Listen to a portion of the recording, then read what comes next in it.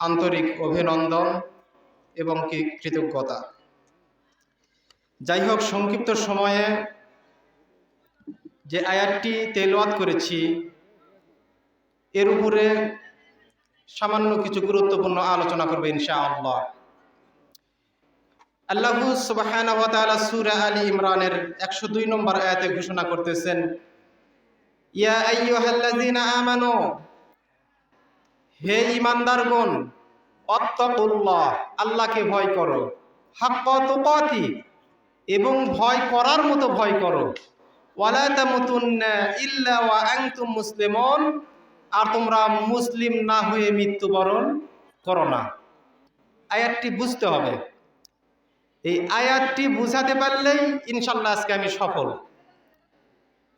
একটু ভালো করে স্মরণ করেন, আল্লাহ তাআলা কি বলতেছেন?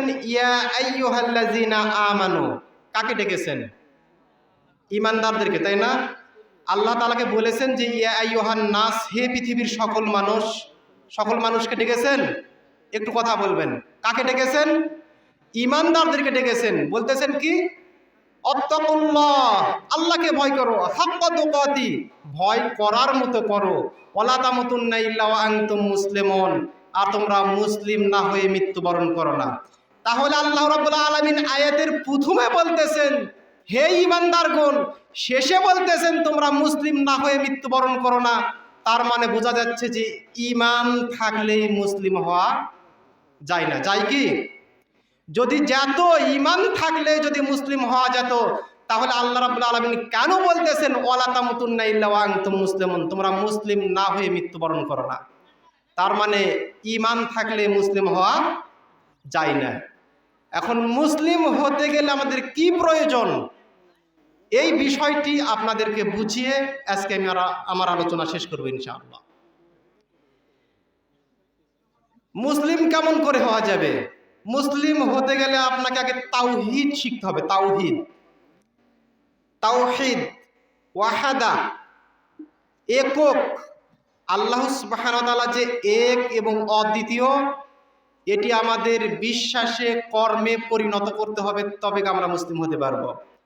এই তাওহীদকে প্রধানত সংক্ষিপ্ত আকারে বলতেছি, তিনটি ভাগে ভাগ করা হয়েছে। কয়টি ভাগে? তিনটি ভাগে। এক, তাওহীদুর রুবুবিয়্যাহ, দুই, তাওহীদুল উলুহিয়্যাহ, তিন, তাওহীদুল আসমা ওয়াস সিফাত। এই তিনটি তাওহীদ যদি আমাদের ভিতরে না থাকে, আমরা মুসলিম হতে পারবো না। আল্লাহ সুবহানাহু ওয়া তাআলা বলতেছেন তাওহীদুর রুবুবিয়্যাহ মানে রবের প্রতি একত্ব। রবকে আল্লাহ রাব্বুল আলামিন বলতেছেন আলহামদুলিল্লাহি রাব্বিল আলামিন, সমস্ত প্রশংসা সে মহান রব্বুল আলামিনের জন্য, যিনি বিশ্বজগতের প্রতিপালক। রব অর্থ হচ্ছে প্রতিপালনকারী, যিনি সৃষ্টি করেন, পরিচালনা করেন, রুজি দেন, তাকে রব বলা হয়। কি বলা হয়? রব। আল্লাহ রাব্বুল আলামিন সূরা আরাফের 54 নম্বর আয়াতের মধ্যে বলতেছেন আলা লাহুল খালকু ওয়াল আমরু তাবারাকাল্লাহু রাব্বুল আলামিন। স্মরণ রেখো, জেনে রেখো, সৃষ্টি এবং পরিচালনা একমাত্র আল্লাহ সুবহানাহু ওয়া তাআলার জন্যই। এই যে আসমান জমিন, চন্দ্র সূর্য, গ্রহ নক্ষত্র, মিল্কি ওয়ে গ্যালাক্সি, সুপারনোভা, এগুলো কে সৃষ্টি করেছেন? পৃথিবীর কোনো মানুষ সৃষ্টি করেছেন? এগুলো পরিচালনা করেন কে? আল্লাহ সুবহানাহু ওয়া তাআলা। এগুলো তো আমরা সকলেই মানি, তাই না? সকলে মানি তো? আচ্ছা, এই আতাইকুলা গ্রামে অনেক আমাদের হিন্দু ভাইয়েরা আছে, নেই? তাদেরকে যদি প্রশ্ন করেন যে আকাশকে সৃষ্টি করেছে, তারা কি বলবে? আল্লাহর কথা বলবে না? তাদেরকে যদি বলা হয় তোমাকে কে সৃষ্টি করেছে, সে বলবে আল্লাহ সৃষ্টি করেছে। তাহলে তাদের ঈমান আর আমাদের ঈমানের মধ্যে তফাৎ কি? আপনার কাছে প্রশ্ন। এই গ্রামের যেগুলো হিন্দু রয়েছে তাকেও প্রশ্ন যদি করা হয় যে আকাশকে সৃষ্টি করেছে, তোমাকে কে সৃষ্টি করেছে, তোমার মৃত্যু কে দেয়, তোমাকে রুজি কে দেয়, এই সূর্য ঘুরতেছে এটিকে সৃষ্টি করেছে, চন্দ্র আলো দিচ্ছে এটিকে সৃষ্টি করেছে, তার এক ব্যক্তি বলবে আল্লাহ। আমরা মুসলমানরাও বলি আল্লাহ। তাহলে তাদের ঈমান আর আমাদের ঈমানের মধ্যে তফাৎ কি? এই তফাৎ যতক্ষণ পর্যন্ত বুঝতে না পারবেন ততক্ষণ পর্যন্ত মুসলিম হতে পারবেন না। আলোচনা খুব গুরুত্ব, মনোযোগ দিয়ে শুনতে হবে, নইলে বুঝতে পারবেন না। এই যে বেধর্মীরাও এটি গ্রহণ করে, আল্লাহ সুবহানাহু ওয়া তাআলা সূরা ইউনূসের ৩১ নম্বর আয়াতের মধ্যে বলতেছেন, কুল মাইয়ারযুকুকুম মিনাস সামাই ওয়াল আরদ। যদি তাদেরকে প্রশ্ন করা হয়, মক্কার কাফেরদেরকে যদি প্রশ্ন করা হয়, মাইয়ারযুকুকুম মিনাস সামাই ওয়াল আরদ, আকাশ এবং জমিন হতে কে তোমাদেরকে রুজি দান করেন? আম্মা ইয়ামলিকুস সামা ওয়াল বাসারা, কে তোমাদের কর্ণ এবং চক্ষু নিয়ন্ত্রণ করেন? ওয়ামাই ইখরিজুল হাইয়্যা মিনাল মাইয়িতি ওয়া ইখরিজুল মাইয়িতা মিনাল হাইয়্যি, কে মৃত্যু হতে জীবন দান করেন, কে জীবিত হতে আবার মৃত্যু দান করেন? ওয়ামাই ইউদাব্বিরুল আমর, কে এই বিশ্বজগৎ পরিচালনা করেন? ফাসায়াকুলুনাল্লাহ, তাহলে তারা অবশ্যই বলবে আল্লাহ। আল্লাহ তাআলা বলতেছেন মুহাম্মদ সাল্লাল্লাহু আলাইহি সাল্লামকে, মুহাম্মদ সাল্লাল্লাহু আলাইহি সাল্লাম, তুমি মক্কার কাফেরদেরকে প্রশ্ন করো, আকাশ জমিন হতে কে তোমাদেরকে রুজি দান করে, কে তোমাদেরকে মৃত্যু দান করে, কে তোমাদেরকে জীবন দান করে, কে তোমাদের চক্ষু কর্ণ নিয়ন্ত্রণ করতেছে, কে এই পৃথিবী নিয়ন্ত্রণ করতেছে? তাহলে তারা কি বলবে? আল্লাহ সুবহানাহু ওয়া তাআলা এগুলো সৃষ্টি করেছেন। তাহলে মক্কার কাফেররা মানত কি মানত না? কোরআনের আয়াত। এরপর আসেন সূরা আনকাবুত ৬১ নম্বর আয়াত, আল্লাহ সুবহানাহু ওয়া তাআলা বলেন, ওয়ালা ইন সালতাহুম মান খালাকাস সামাওয়াতি ওয়াল আরদ। আল্লাহ রাব্বুল আলামিন বলতেছেন, হে নবী, তুমি কাফেরদেরকে প্রশ্ন করুন, ওয়ালা ইন সালতাহুম, তুমি তাদেরকে প্রশ্ন করুন, খালাকাস সামাওয়াতি ওয়াল আরদ, আকাশ জমিন কে সৃষ্টি করেছে? ওয়া সাখারাস শামসা ওয়াল কমার, চন্দ্র এবং সূর্যকে নিয়ন্ত্রণ করেন? ফাসায়াকুলুনাল্লাহ, তাহলে তারা অবশ্যই বলবে আল্লাহ। এবার বলেন, মক্কার কাফিররা কি আল্লাহকে রব হিসেবে মানত না? আরেকটু আয়াত, এবার আপনি খুলুন সূরা লুকমান আয়াত নম্বর 25, সূরা যুখরুফ আয়াত নম্বর 9, সূরা জুমার আয়াত নম্বর 38 আপনি খুলুন। আল্লাহ সুবহানাহু ওয়া তাআলা তার নবীকে বলতেছেন, ওয়ালা ইন সালতাহুম মান খালাকাস সামাওয়াতি ওয়াল আরদ লা ইয়াকুলুনাল্লাহ, হে নবী, আপনি কাফেরদেরকে প্রশ্ন করুন, আকাশ জমিন কে সৃষ্টি করেছে? তাহলে তারা অবশ্যই বলবে আল্লাহ। অসংখ্য আয়াত পবিত্র কুরআনুল কারীমে মক্কার কাফের মুশরিকরা আল্লাহকে রব হিসাবে মানত, আমরা মানি না। তাহলে তাদের ঈমান আমাদের ঈমানের মধ্যে তফাৎ কি? ইহুদি, খ্রিস্টান, হিন্দু, তাদের ঈমান আমাদের ঈমানের মধ্যে তফাৎ কি? তারাও তো মানে এগুলো, আমরাও মানি, তফাৎ কি? এরপরে বদর যুদ্ধে আবু জেহেল যখন যুদ্ধ করতে যাবেন মুসলমানদের বিরুদ্ধে, তখন গিয়ে কাবা ঘরের গিলাফ এইভাবে ধরলেন। সূরা আনফালের ৩২ নম্বর আয়াতের মধ্যে এসেছে এই কথাটি। এইভাবে কাবা ঘরের গিলাফ ধরে আবু জেহেল, উতবা, শাইবা, ওয়ালিদ তারা কান্নাকাটি করে বলতেছে, আল্লাহুম্মা ইন কানা হাযা হুয়াল হাক্কু মিন ইনদিকা, আল্লাহ, মুহাম্মাদের ধর্ম যদি সত্যই হয়, আমরাই যদি মিথ্যাবাদী হই, তাহলে আর দেরি করছে কেন? ফামতির আলাইনা হিজারাতাম মিনাস সামায়ে, আকাশ থেকে পাথরের বৃষ্টি দিয়ে আমাদেরকে ধ্বংস করিয়ে দাও, আবিতিনা বিআযাবিন আলিম, অথবা আমাদের উপর কঠিন শাস্তি আরোপ করো। দোয়া কি করতেছেন আবু জেহেল? কার কাছে করতেছেন? আল্লাহর কাছে করতেছেন। বলেন তো, আবু জেহেলের ঈমান আছে কি নাই? আছে। তাহলে আবু জেহেলের ঈমান আর আমাদের ঈমানের মধ্যে তফাৎ কি? তফাৎ কি? এই জন্যই আল্লাহ রাব্বুল আলামিন বলতেছেন, ইয়া আইয়ুহাল্লাযিনা আমানু, হে ঈমানদারগণ, আত্তাকুল্লাহ, আল্লাহকে ভয় করো, হাক্কা তুকাতি, ভয় করার মতো ভয় করো, ওয়ালা তামুতুন্না ইল্লা ওয়া আনতুম মুসলিমুন, আর তোমরা মুসলিম না হয়ে মৃত্যুবরণ করো না। সূরা ইউসুফ আপনি খুলুন ১০৬ নম্বর আয়াত, আল্লাহ সুবহানাহু ওয়া তাআলা বলেন, ওয়ামা ইউমিনু আকসারুহুম বিল্লাহ ইল্লা ওয়া হুম মুশরিকুন, আল্লাহর প্রতি যারা ঈমান আনয়ন করেছে, আল্লাহর প্রতি যারা বিশ্বাস স্থাপন করেছে, তাদের অধিক অংশই মুশরিক। দেখেন, আল্লাহর প্রতি যারা বিশ্বাস স্থাপন করেছে, ঈমান আনয়ন করেছে, তাদের অধিকাংশই মুশরিক। এবার আমি আপনাকে মূল পয়েন্টের দিকে নিয়ে চলে যাই। তাওহীদুর রুবুবিয়্যাহ মানে রবের প্রতি বিশ্বাস, তাই না? এবার আমরা এগুলো আয়াত থেকে পেলাম। মক্কার কাফের, মুশরিক, মুসলিম সকলে আল্লাহকে রব হিসেবে মানেন। বর্তমান প্রেক্ষাপটে ইহুদি, খ্রিস্টান, হিন্দু, মুসলিম সব মানুষই আল্লাহকে রব হিসাবে মানেন, তাই না? এবার আসেন, এরা গেল তাওহীদুর রুবুবিয়্যাহ, রবের পরিচয়। দ্বিতীয় নম্বর তাওহীদ হলো তাওহীদুল উলুহিয়্যাত, এক এলাহের প্রতি বিশ্বাস। এক এলাহের প্রতি বিশ্বাস, এটি কেমন হবে? এবার আপনাকে এটা বুঝতে হবে, এলাহকে। এলাহ হচ্ছেন তিনি যিনি একমাত্র দুয়া, প্রার্থনা, ইবাদত, আদেশ নিষেধ পাবার অধিকারী। ইনি হচ্ছেন এলাহ। এটি হচ্ছে সংক্ষিপ্ত রূপ। আল্লাহ সুবহানাহু ওয়া তাআলা সূরা বাইয়িনার 5 নম্বর আয়াতের মধ্যে বলতেছেন, ওয়ামা উমিরু ইল্লা লিয়াবুদুল্লাহ মুখলিসিনা লাহুদ্দিন হুনাফা ওয়া ইউকিমুস সালাতা ওয়া ইউতুজ যাকাত ওয়া যালিকা দ্বীনুল কাইয়্যিমা। তোমাদেরকে এই মর্মের নির্দেশ প্রদান করা হয়েছে যে তোমরা কেবলই মাত্র একমাত্র একনিষ্ঠভাবে একগ্র চিত্রে আল্লাহর ইবাদত করবে। কিভাবে? একনিষ্ঠভাবে একগ্র চিত্রে আল্লাহর ইবাদত করতে হবে। আল্লাহ সুবহানাহু ওয়া তাআলা সূরা নিসার 36 নম্বর আয়াতের মধ্যে বলতেছেন, ওয়া'বুদুল্লাহ ওয়া লা তুশরিকু বিহি শাইআ।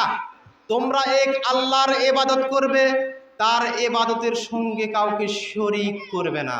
এটি হচ্ছে মূল পয়েন্ট। এটি হচ্ছে মূল পয়েন্ট। পৃথিবীর সমস্ত মানুষ আল্লাহকে রব হিসাবে মানে, কিন্তু আল্লাহকে এলাহ হিসাবে মানে না। রব হিসাবে মানে, কিন্তু এলাহ হিসাবে মানে না। এলাহ হিসাবে যদি না মানি তাহলে কি করতে হবে? দেখেন কি মক্কার কাফেররা কি করেছিল। দেখেন মক্কার কাফেররা, আবু জেহেলরা, তারা কি করত?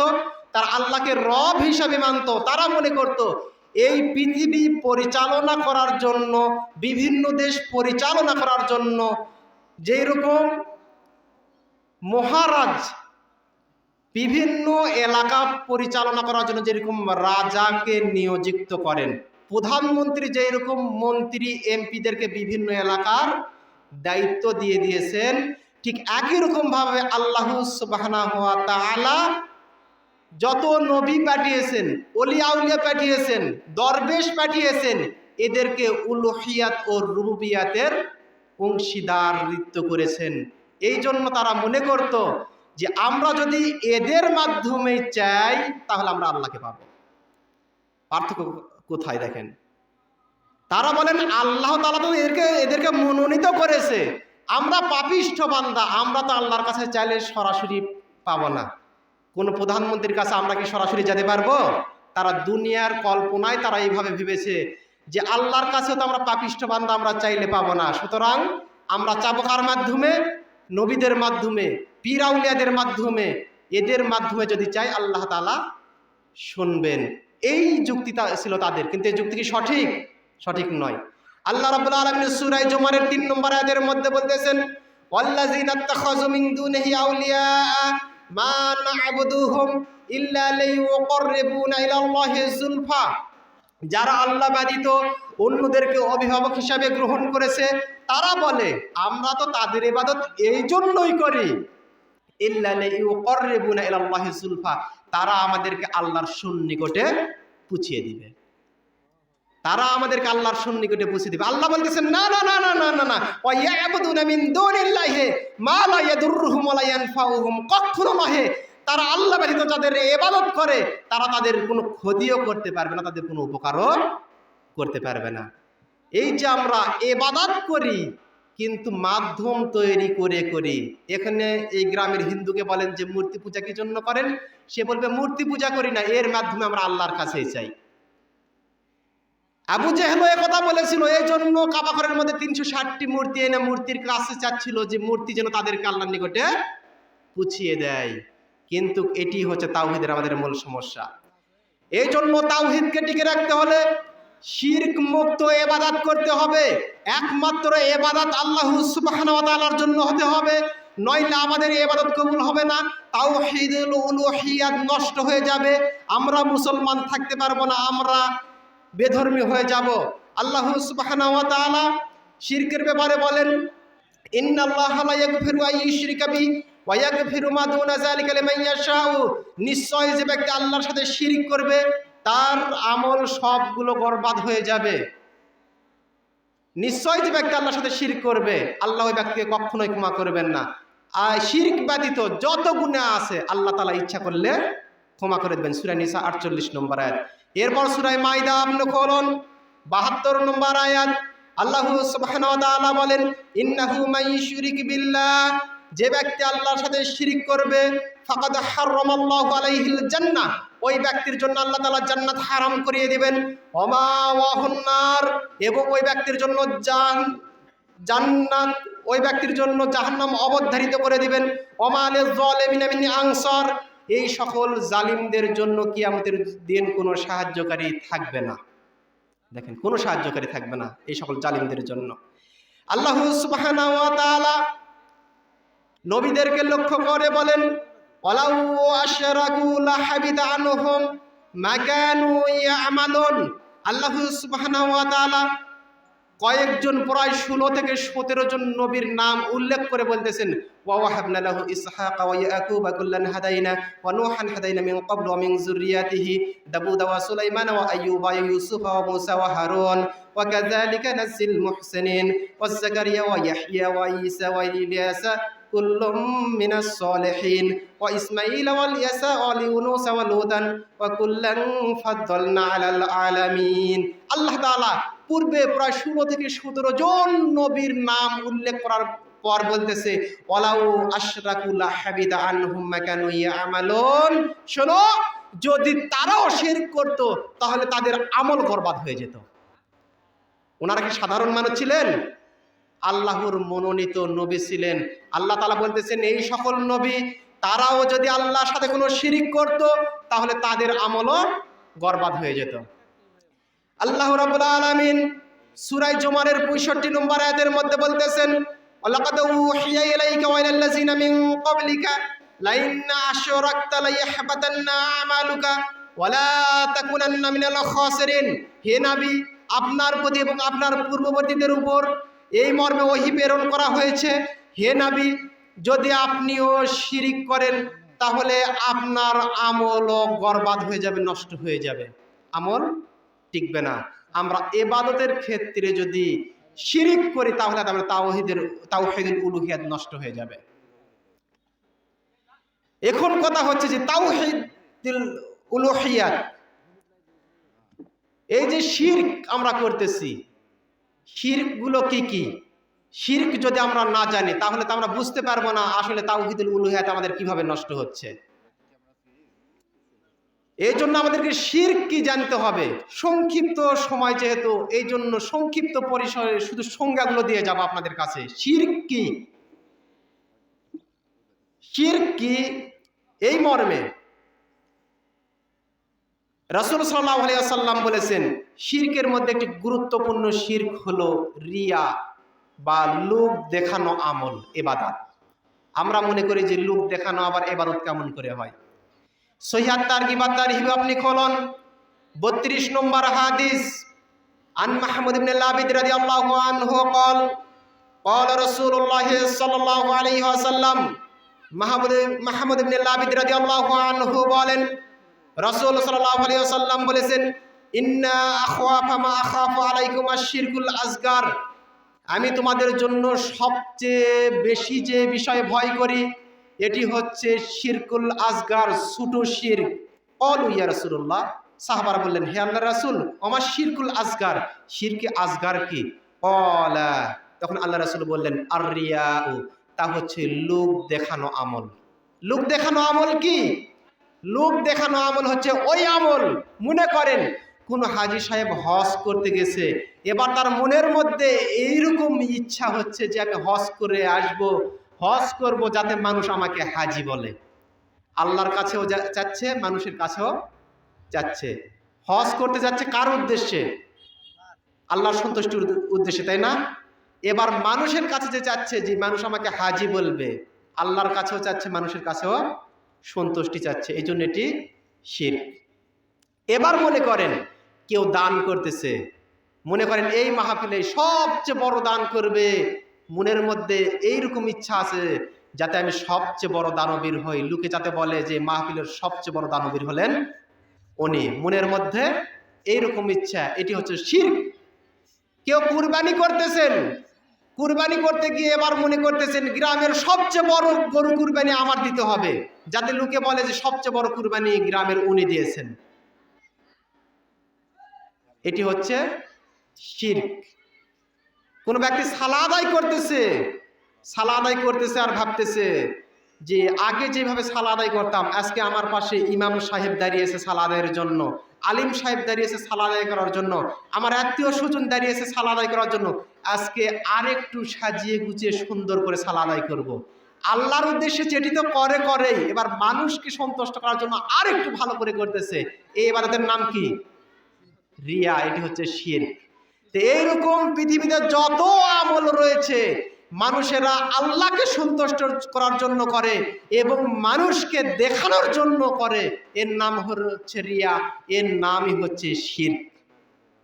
এইরকম ইবাদত যদি হয়ে থাকে তাহলে আবু জেহেলের ঈমান আর আমাদের ঈমানের মধ্যে কোনো তফাৎ নেই।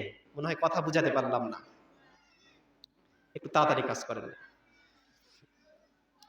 এরপর দ্বিতীয় নম্বর পয়েন্ট, মুখে এমন বাক্য ব্যবহার করা যাতে আল্লাহ সুবহানাহু ওয়া তাআলা এবং মানুষকে, অথবা আল্লাহ সুবহানাহু ওয়া তাআলা এবং অন্য কোনো বস্তুকে সমান সমান বোঝায়, তাহলে এটিও শিরক হবে। আপনি সুনান আন-নাসাই খুলুন, 3773 নম্বর হাদিস, আন কাতিলা বিনতে সাইফি রাদিয়াল্লাহু আনহা, কাতিলা বিনতে সাইফি রাদিয়াল্লাহু আনহা বলেন, ইন্না হিবরান জা'a ইলা নবী সাল্লাল্লাহু আলাইহি ওয়াসাল্লাম, এক ইহুদি পণ্ডিত আল্লাহ রাসূল সাল্লাল্লাহু আলাইহি ওয়াসাল্লামের নিকটে আসলেন। আল্লাহ রাসূল সাল্লাল্লাহু আলাইহি ওয়াসাল্লাম সাহাবাদেরকে নিয়ে ইসলামের প্রাথমিক যুগে বসে আছেন। এমন সময় ইহুদি পণ্ডিত আসলেন এবং বললেন, তাকুলুনা, এবং বললেন ইন্নাকুম তুশরিকুনা, আপনারা তো শিরক করেন। সাহাবাদেরকে বলতেছেন আপনারা তো শিরক করেন। তাকুলুনা মাশাআল্লাহু ওয়া শিতুম, আপনারা বলেন আল্লাহ যা চান এবং হে নবী আপনি যা চান। আল্লাহ যা চান এবং নবী যা চায়, এই দুটি কি সমান সমান বাক্য হলো না? সমান সমান হয় নাই? আল্লাহকেও যেখানে রেখেছি রাসূলকেও সেখানে রেখেছি, তাই না? তখন আল্লাহ রাসূল বলতেছেন যে কুলু, তোমরা বলো মাশাআল্লাহ, আল্লাহ সুবহানাহু ওয়া তাআলা যা চান, সুম্মা শিতুম, অতঃপর আপনি যা চান, অতঃপর আপনি যা চান। এবার বাক্য দুটি কম বেশি হয় নাই? হয়েছে। এইরকম করে আমরা অনেক কথা বলি। মনে করেন কোন ডাক্তারের কাছে আমরা গিয়েছি, গিয়ে বলতেছি উপরে আল্লাহ নিচে আপনি যা করেন, সম্পূর্ণরূপে শিরক হয়ে যাবে। কোন ছাত্রকে শিক্ষকের নিচে গিয়ে বলতেছেন উপরে আল্লাহ রয়েছে নিচে আপনি রয়েছেন, আপনারা যা করেন, দুটি সমান সমান বাক্য, এটি হচ্ছে শিরক। এরকম কথা বলা যাবে না। আমরা অনেক সময় বলি আল্লাহ তাআলার দয়া এবং আপনার দোয়ায় ভালো আছি, এটিও শিরক। আল্লাহর দয়া এবং মানুষের দোয়ায় ভালো আছি, দুইটি বাক্য সমান সমান হয়ে গেল। বলতে হবে কি আল্লাহ তাআলার দয়ায় অতঃপর আপনাদের দোয়ায় ভালো আছে, তাহলে আর দুটি বাক্য সমান সমান হলো না। আল্লাহ এবং মানুষকে দুটি স্তরে পৌঁছে দেওয়া হলো। আমরা যে কথায় কথায় বলি আল্লাহও লাগে হিল্লাও লাগে, আল্লাহও লাগে হিল্লাও লাগে, এইরকম কথা বলাও শিরক। এই জন্য এগুলো কথা থেকে আমাদের দূরে থাকতে হবে। এইরকম কথা যদি আমরা বলে ফেলি তাহলে এটি শিরক হয়ে যাবে। তাহলে আবু জেহেলের ঈমান আর আমাদের ঈমানের মধ্যে কোনো তফাৎ থাকবে না। এরপর আপনি তিরমিজি শরীফ খুলুন, 1535 নম্বর হাদিস, আব্দুল্লাহ ইবনে ওমর রাদিয়াল্লাহু আনহু قال قال رسول الله صلى الله عليه وسلم, আব্দুল্লাহ ইবনে ওমর রাদিয়াল্লাহু আনহু বলেন রাসূল সাল্লাল্লাহু আলাইহি ওয়াসাল্লাম বলেছেন, মান হালাকা বিগাইরিল্লাহ ফাকাদ আশরাক, যে ব্যক্তি আল্লাহ ব্যতীত অন্য কোনো কিছুর শপথ গ্রহণ করলো ওই ব্যক্তি শিরক করলো। আমরা অনেক সময় কথায় কথায় বলি যে মাথার কসম, চোখের কসম, সন্তানের মাথায় হাত দিয়ে বলতেছি মায়ের কসম, মসজিদের মধ্যে ঢুকেই কথা বলবো, মাটির উপর দাঁড়িয়ে থেকে কসম করেছি। এইরকম যত কসম আপনি কাটবেন আল্লাহ ব্যতীত সবগুলোই শিরক। কসম হবে কার নামে? একমাত্র আল্লাহর নামে। কি জন্য এটি শিরক হবে? মনে করেন আপনি চুরি করেছেন, মনে করেন আপনি চুরি করেছেন, এবার আপনি বলতেছেন আমি মাথায় হাত দিয়ে বলতেছি আমি চুরি করি নাই, মিথ্যা কথা বললেন, কসম করার পরে মিথ্যা বললেন। আচ্ছা, এই মাথার কি ক্ষমতা রয়েছে আপনার কোনো ক্ষতি করার বা আপনাকে কোনো শাস্তি দেওয়ার মতো? আছে? আমি মাটির উপর দাঁড়িয়ে থেকে বলতেছি, এই মাটির কি কোনো ক্ষমতা আছে আপনাকে শাস্তি দেওয়ার মতো? আছে? যতই কসম কেটে মিথ্যা কথা বলেন, তাহলে এগুলো বস্তুর কোনো ক্ষমতা নাই আপনার অমঙ্গল করবে বা আপনাকে শাস্তি প্রদান করবে। কিন্তু আল্লাহর নামে কসম করে যদি আপনি মিথ্যা বলেন, আল্লাহ শাস্তি দিতে পারবে কি পারবে না? এই জন্য আল্লাহ রাসূল বলতেছেন যে মান হালাফা বিগাইরিল্লাহ ফাকাদ আশরাক, যে ব্যক্তি আল্লাহ ব্যতীত অন্য কোনো কিছুর শপথ গ্রহণ করলো ওই ব্যক্তি শিরক করলো। ওই জন্য আল্লাহ ব্যতীত অন্য কোনো কিছুর শপথ গ্রহণ করা যাবে না। আনাস ইবনে মালিক রাদিয়াল্লাহু আনহু قال قال رسول الله صلى الله عليه وسلم عن عقبة بن عامر رضي الله عنه قال উকাবা ইবনে আমির রাদিয়াল্লাহু আনহু বলেন রাসূল সাল্লাল্লাহু আলাইহি ওয়াসাল্লাম বলেছেন মান আল্লাকা তামিমা ফাকাদ আশরাক, যে ব্যক্তি তার শরীরে তামিমা ঝুলাইলো, তাবিজ ঝুলাইলো, ওই ব্যক্তি শিরক করলো। তাবিজ লটকালে কি হয়? শিরক হয়। এবার বিভিন্ন রোগ থেকে মুক্তির জন্য আপনি হাতে, কোমরে, গলায় তাবিজ বেঁধেছেন, এটা কি হবে? শিরক। আবার আমরা কৌশল করি যে কোরআনুল কারীমের আয়াত দিয়ে আমরা তাবিজ করব, করা যাবে না। কি জন্য যাবে না? কোরআনুল কারীম এসেছে তেলাওয়াত করার জন্য।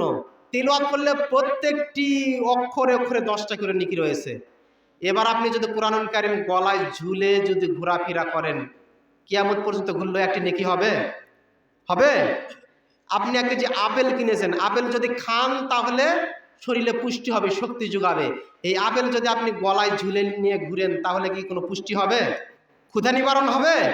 হবে না। কাজেই যে কোনো রকম তাবিজ আপনার শরীরে যদি লটকান তাহলে ওটি শিরক হবে। এমনকি গাছের লতা পাতা শিকড়, 7 রঙের সুতা, লাল রঙের সুতা, এক কথায় যাবতীয় যত জিনিস রয়েছে শরীরের যে কোনো জায়গাতে যদি রোগ মুক্তির জন্য, জিনের আসর থেকে মুক্তির জন্য যদি লটকান তাহলে কি হবে? শিরক হবে। এগুলো করা যাবে না। এই জন্য আল্লাহ রাসূল বলেছেন যে মান আল্লাকা তামিমা ফাকাদ আশরাক, যে ব্যক্তি তাবিজ ঝুলালো ওই ব্যক্তি শিরক করলো, এটি করা যাবে না। এরপরে আসেন ভবিষ্যৎ বক্তার কাছে কোনো কিছু চাওয়া, ফকিরের কাছে, পীরের কাছে কোনো কিছু চাইলে কি হয়? শিরক হয়ে যায়। এগুলো চাওয়া যাবে না। আবু হুরায়রা রাদিয়াল্লাহু আনহু বলেন রাসূল সাল্লাল্লাহু আলাইহি ওয়াসাল্লাম বলেছেন মান আতা আরাফান ফাসাদ্দাকা, যে ব্যক্তি কারো কাছে কোনো কিছু চাইলো, কোনো ফকিরের কাছে, কোনো পীরের কাছে, কোনো হুজুরের কাছে, যার কাছেই হোক কোনো কিছু চাইলো, ভবিষ্যৎ কিছু চাইলো, ফাসাদ্দাকা, এবং সে যা কথা বললো এটি সত্যভাবে মেনে নিল, ফাকাদা কাফারা বিমা আনজালা আলা মুহাম্মদ সাল্লাল্লাহু আলাইহি ওয়াসাল্লাম, তাহলে আল্লাহ রাব্বুল আলামিন মুহাম্মাদের প্রতি যে বিধান নাজিল করেছেন এই বিধানকে সে অস্বীকার করল। আবু দাউদ 3904 নম্বর হাদিস। তাহলে পৃথিবীর কোনো ব্যক্তির কাছে কোনো কিছু চাওয়া যাবে না। চাইতে হবে কার কাছে? আল্লাহর কাছে। এবার আমরা সালা আদায় করতেছি, আমার একটি মোবাইল হারিয়ে গেছে, ফকিরকে গিয়ে বলতেছি আমার মোবাইল হারিয়ে গেছে, একটা চেন হারিয়ে গেছে, কানের দুল হারিয়ে গেছে, কে নিয়েছে একটু বলুন। আমার চাকরি হচ্ছে না, কিভাবে চাকরি হবে একটু বলুন। আমার সামনে পরীক্ষা, পরীক্ষায় কেমন রেজাল্ট হবে একটু বলুন। পীরের কাছে গিয়ে বলতেছি, মাজারে গিয়ে বলতেছি, ফকিরের কাছে গিয়ে বলতেছি, দরবেশের কাছে গিয়ে বলতেছি, এদেরকে কোনো অলৌকিক ক্ষমতা আছে? অলৌকিক ক্ষমতার মালিক কে? একমাত্র আল্লাহ সুবহানাহু ওয়া তাআলা। এই জন্য আল্লাহ রাব্বুল আলামিন বলেন ইয়্যাকা না'বুদু ওয়া ইয়্যাকা নাস্তাঈন, আল্লাহ শুধুমাত্র কেবলই মাত্র আমরা তোমারই ইবাদত করি, শুধুমাত্র কেবলই মাত্র তোমার কাছেই সাহায্য চাই।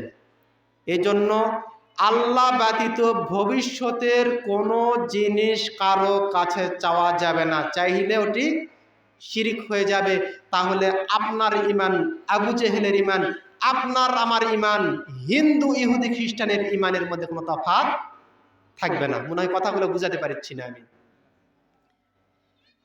এবার আসেন, ওয়াইয়াকা নাস্তাইন, আল্লাহ শুধুমাত্র তোমার কাছে সাহায্য চাই। এবার মনে করেন এই মাহফিলে একজন লোক আসবে, মাহফিল চিনতে পারছে না, ওখানে মহাসড়কে দাঁড়িয়ে বলতেছে যে মাহফিল কোথায় হচ্ছে। আপনি বললেন যে ওখানে, এটি সাহায্য চাওয়া নয়? সাহায্য চাওয়া নয়? আপনার বাড়িতে আমি আসব, আমি চিনতে পারছি না, আমি বলেছি ইমাম সাহেবকে যে ইমাম সাহেব অমুকের বাড়ি কোনটা একটু দেখিয়ে দেন। ইমাম সাহেব দেখিয়ে দিল যে ওইটা হচ্ছে ওনার বাড়ি। এটি সাহায্য নয়? আপনার আমার কাঁধে ভার রয়েছে, বহন করতে পারছি না, অথবা একটি গাড়িতে কোনো মাল বহন করছে, কোনো জায়গাতে উঠাতে হবে, গাড়িওয়ালা পারিচ্ছে না, আপনাকে বলিচ্ছে ভাই একটু সাহায্য করেন, আপনি একটু ঠেলা দিয়ে সাহায্য করলেন, এটি সাহায্য নয়? এটি কি শিরক হবে? হ্যাঁ, কেবলই যে বললাম যে শুধুমাত্র তোমার কাছেই সাহায্য চাই, এগুলো সাহায্য নয়? সাহায্য এগুলো হচ্ছে অলৌকিক নয়, এগুলো হচ্ছে দুনিয়াবি সাহায্য। কথা ভালো বুঝেছেন? এগুলো সাহায্য, এতে কোনো অলৌকিকত্ব ক্ষমতা নেই। আর পীরের কাছে যে ভবিষ্যৎ ব্যক্ত যাচ্ছি, ভালো মন্দ চাচ্ছি, এটা অলৌকিকত্ব রয়েছে, এটা আল্লাহ ছাড়া কারো কাছে চাওয়া যাবে না। এবার আসেন আরেকটি পয়েন্ট বলে আমি এই পয়েন্টটা শেষ করব। আরেকটি পয়েন্ট হচ্ছে শিরিক হয় সালাত পরিত্যাগ করলে শিরিক হয়। হয়তো বা অনেকে জানি না যে নতুন বিষয় কেমন হলো এটি কথা। ইবনু মাজাহ খুলুন 1080 নম্বর হাদিস, ইবনু মাজাহ 1080 নম্বর হাদিস, হাদিস টনটনা সহিহ। আন আনাস ইবনে মালিক রাদিয়াল্লাহু আনহু قال قال রাসূলুল্লাহ সাল্লাল্লাহু আলাইহি ওয়াসাল্লাম, আনাস ইবনে মালিক রাদিয়াল্লাহু আনহু বলেন রাসূল সাল্লাল্লাহু আলাইহি ওয়াসাল্লাম বলেছেন, বাইনাল আবদি ওয়া বাইনাশ শিরকি ইল্লা তারকুস সালাত, মুসলমান বান্দা আর শিরিককারী বান্দার মধ্যে তফাৎ হচ্ছে সালাত ছেড়ে দেওয়া। ফাইজা তারাকাহা ফাকাদা আশরাক, ফাইজা তারাকাহা ফাকাদা আশরাক, যে ব্যক্তি সালাত পরিত্যাগ করলো ওই ব্যক্তি শিরিক করলো। কথা বুঝতে পেরেছেন কি? বুঝতে পেরেছেন? সালাত পরিত্যাগ করলে কি করা হয়? শিরিক করা হয়। যারা সালাত পরিত্যাগ করে, সালাত পড়ে না, তার ঈমান আবু জেহেলের ঈমানের মধ্যে কোনো তফাৎ নেই। তার ঈমান আর এই হিন্দুর ঈমানের মধ্যে কোনো তফাৎ নেই। এই জন্যই আল্লাহ রাব্বুল আলামিন বলেছেন, ওয়ামা ইউমিনু আকসারুহুম বিল্লাহ ইল্লা ওয়া হুম মুশরিকুন, আল্লাহর প্রতি যারা বিশ্বাস স্থাপন করেছে, আল্লাহর প্রতি যারা ঈমান আনয়ন করেছে, এদের অধিক অংশই মুশরিক। এই আদাইকুলা গ্রামের মধ্যপাড়ার সকল ব্যক্তির নাম খাতায় তালিকা করে এবার দেখেন মুশরিকের সংখ্যা কম না বেশি? কম না বেশি হবে? বেশি হবে না, এখানে মনে হয় বেশি হবে না, আমার খিদ্রকালকাপুর গ্রামে বেশি হবে, কিন্তু এখানে হয়তো বা হবে না।